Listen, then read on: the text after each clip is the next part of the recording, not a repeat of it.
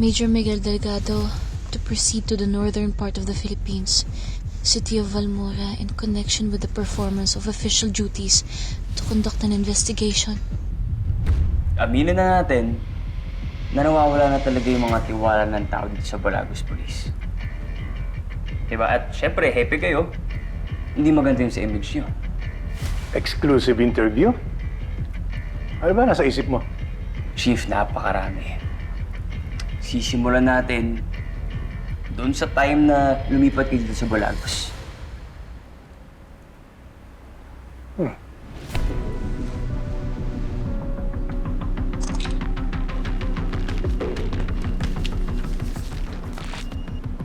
Area of operation, northern part of the Philippines.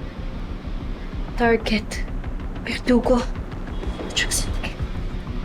So, Chief, once na ma-establish na natin yung mga successful operations dito sa Balagos, then it will be easier na for the people to trust you and Balagos Police again. Maganda naman. Malaki may tutulog niyan. So, Chief, kailan tayo pwede magsimula? Pag-iisipan ko muna. Excuse me. Chief, actually, do you think we can start tomorrow? At pwedeng magsimula tayo sa kaso ni Major Miguel Delgado.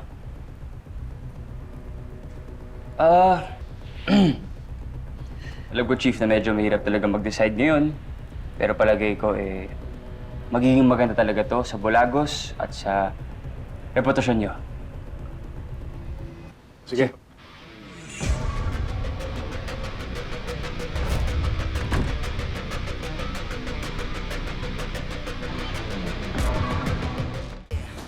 Hinabol yung kotse ni Tito Miguel.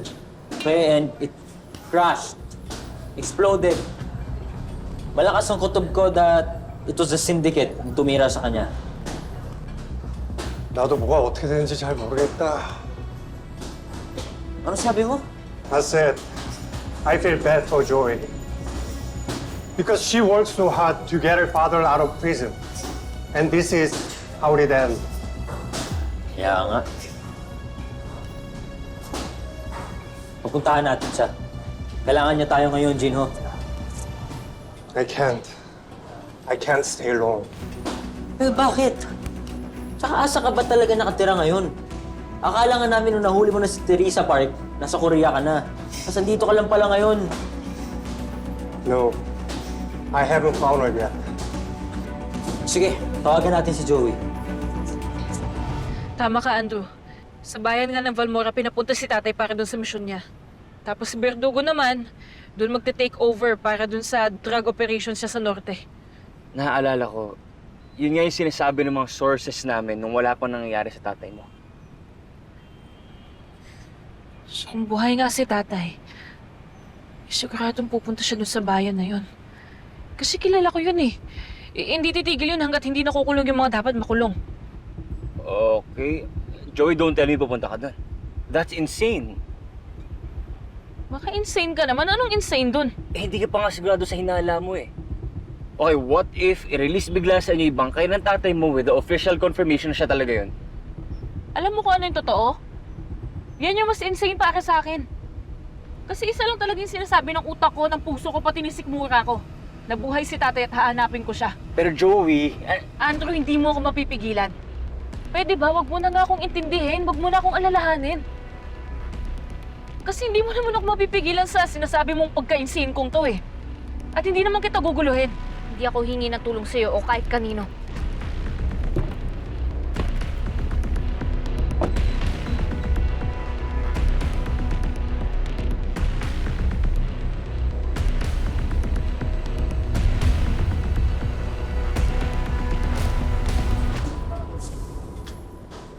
Busy yata, walang signal. Siguro nagmumukmok yun, kasi malungkot. Alam mo, gusto ko na talaga puntahan si Joey. Kaso ang dami kong trabaho sa shop. Binibilis ako na nga eh. You're really in love with her, Peter. So what? Wala naman akong chance sa kanya eh. Kaibigan lang yung tingin niya sa akin. Mas may chance ka pa nga eh. No? We, Alam ko sabi mo nun, bro code. Pero kita naman eh. Gusto mo rin si Joey. Huwag ako, Gino. Alam ko na yan. So do you think I have a better chance? Oo. Pero sabi ko lang yun, ha?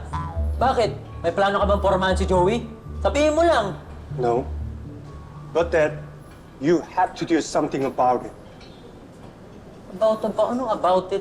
Sinasabi mo. Your mindset, how you present yourself, it won't help you. If you think I have a better chance on Joy, why don't you try to be more like me? Anong ibig mong sabihin?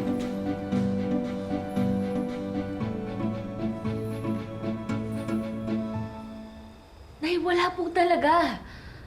Ang sabi po nila sa akin, nasa kabilang kwarto daw po, pero wala doon. Tapos sinaboy pa po ako ni Chief. Basta sure po kung may tinatago sila at buhay si tatay. Anak, bakit naman tayo lolokohin nila, Chief? Yun nga po yung gusto kong malaman eh.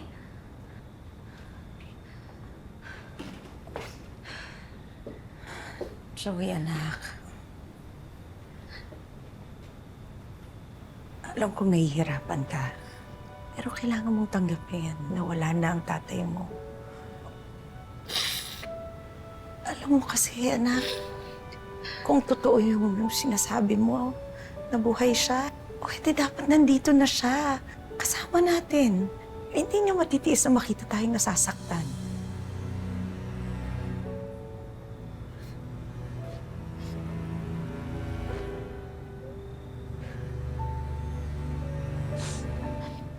Hindi ako naniniwala na ayoko maniwala. Tingin ko buhay pa talaga si tatay. Buhay pa si tatay.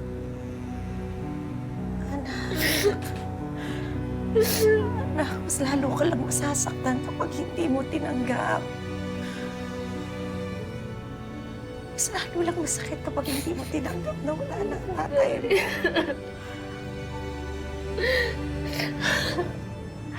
Ayoko na.